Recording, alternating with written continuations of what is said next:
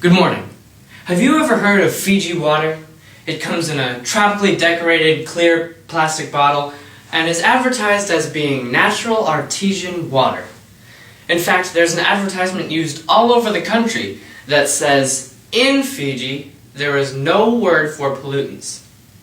Now, this advertisement is insinuating, of course, that because there's no word for pollutants in Fiji, that they don't have or create pollutants, specifically in their water.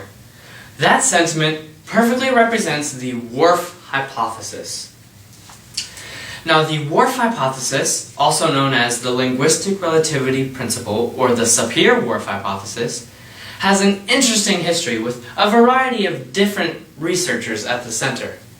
Today, in order to examine the life and birth of the Whorf hypothesis, I will first give a brief explanation of what exactly the Whorf hypothesis is, and next I'll delve into how the idea first came into fruition in the 19th century, and lastly we'll learn about Benjamin Lee Whorf, who is credited with the creation of the Whorf hypothesis.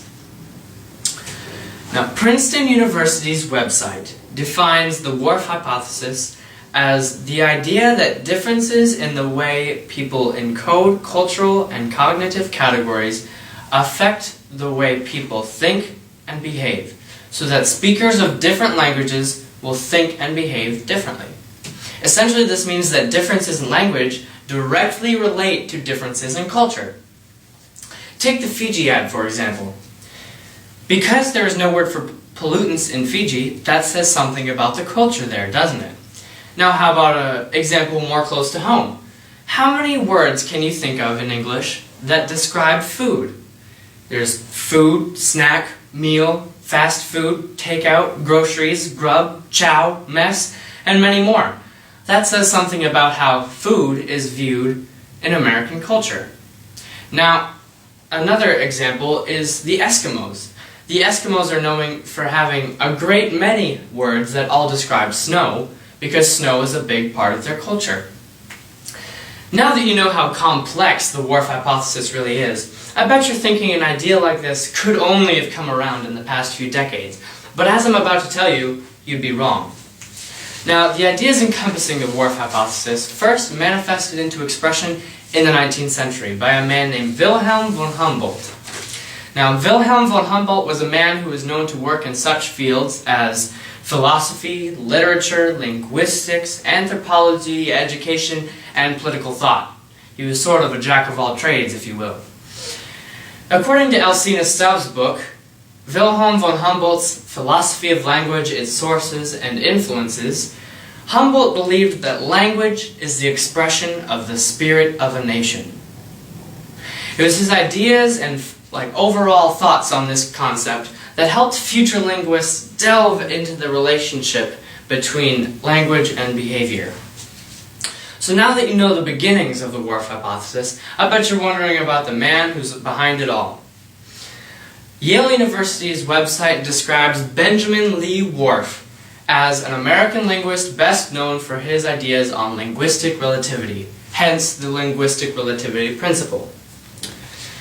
Originally attending Yale University as a chemical engineer, Benjamin Lee Whorf started studying Native American and Mexican languages on the side, and became to be mentored by a man named Edward Sapir. Edward Sapir was also an American linguist who headed the School of American Anthropology with another man named Franz Boas. And Edward Sapir worked very closely with Whorf on his ideas on linguistic relativity, and that's why the Whorf hypothesis is sometimes also called the Sapir-Whorf hypothesis.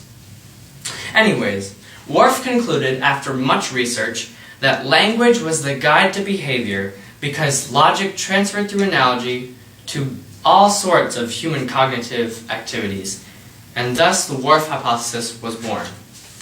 So now, in essence, you know what the Whorf hypothesis is, who Wilhelm von Humboldt was, and what he contributed to the linguistic relativity principle, and who Benjamin Lee Whorf was, and what his research led him to.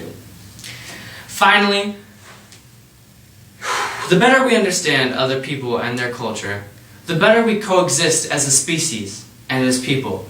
And the Whorf hypothesis is just another piece of that puzzle. Thank you for listening. You've been a great audience.